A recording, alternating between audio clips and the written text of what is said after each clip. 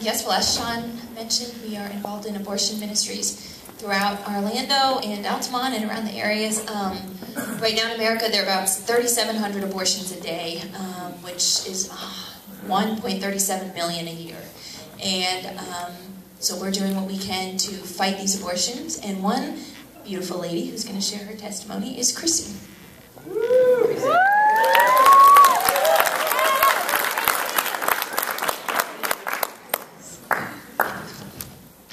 Okay, I'm really nervous.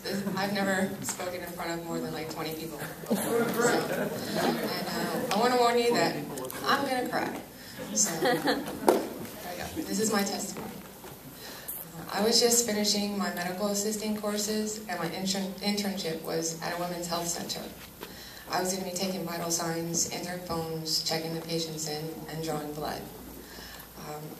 I showed up to work, and I was shocked to find out that they did abortions there. When I asked to be assigned to a different location, they told me there was nowhere else to go.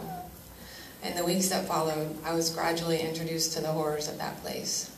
The girls who came in the door were sometimes crying, they were sometimes quiet, and sometimes they were laughing. But they all had sadness in their eyes. At the end of my internship, I was offered a job. As a single mother with bills to pay, I felt that I had no choice. From there, it only got worse. The girls who were unsure were lied to and coerced into killing their babies. They were told it was safe, they were not informed of their options, and they were never told how they would feel afterward. The girls who were only a month or two along would be given pills that would kill the baby and told they would have heavy bleeding. They were never told that they were going to be flushing their babies down the toilet. The girls who were farther along, they were given 2 medications. One so they wouldn't feel anything, the other one so they wouldn't remember. The medications did not always work. They were held down by the abortionist assistants, screaming in agony as their babies were ripped apart and pulled out with a vacuum. If they were ever to change their minds, they were told that it was too late. When the medicines did work, the abortionist and his assistants would laugh, tell jokes, and even watch TV while they were killing the babies. Afterward, the girls were ushered out the back door in varying conditions, some barely able to walk, vomiting, confused, high on the medications, or crying hysterically. But one after the other, they would get on the table and kill their babies. I hated going to work. I would get into my car every morning with a knot in my stomach and go home every night and get sick. It was an awful place to be. Many of the girls who worked there did drugs in order to deal with the pain that they were experiencing from working there. It felt so wrong to help these girls murder their children. One day, as I was walking inside, a man called out to me and motioned for me to come closer to talk.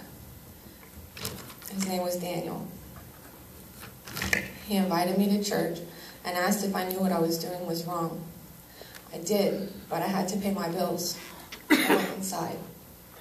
In the days that followed, I thought a lot about our conversation. It was getting more and more difficult to go to work. The next week, I was happy to see Daniel when I got to work. I went over to talk to him and told him that I didn't want to work there, but I had to take care of my children. He asked me the most important question of my life. Do you have faith that God will take care of your needs if you leave here today? What happened next changed my life forever. I felt a strange sense of comfort, and I knew that I would be okay. I turned around, I got in my car, and I left. Daniel and Deanna left and met me down the street. The next day, I came to Freedom, and I knew that I belonged here. The following Sunday, I asked God to forgive me, and I gave my life to Him. Amen. Within a few weeks, I was working with Brittany. Within 2 months, I was working in a real doctor's office. God was faithful, and He did take care of my family. My children and I never went without a single thing that we needed. Now I have a wonderful job and amazing friends. I'm starting classes at ICM, and my goal is to help other women see the truth about abortion. I know that God's going to use me, and for the first time in my life, I'm truly happy. Amen.